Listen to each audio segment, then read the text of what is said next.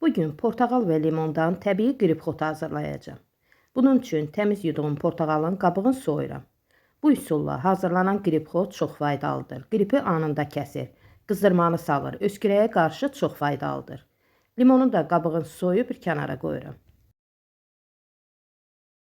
Blenderin qabına əvvəlcədən qabığını soyduğum bir dilim zəncəfili, limonu və portağalı doğrayıb əlavə edirəm.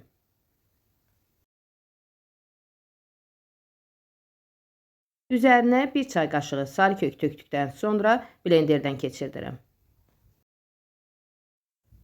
Alınan qarışımı buz qəlibinə tökürəm. Buzluğa yerləşdirib dondururam. Bu cür hazırlanan qarışımı buzluqda uzun müddət saxlamaq olur. İstifadə zamanı küpdən bir ədəd götürüb qaba əlavə edin. Üzərinə qaynar su tökün.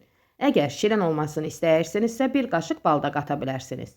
Bu qarışımı gündə 2 dəfə soyuq dəymə qrip zamanı içmək olur.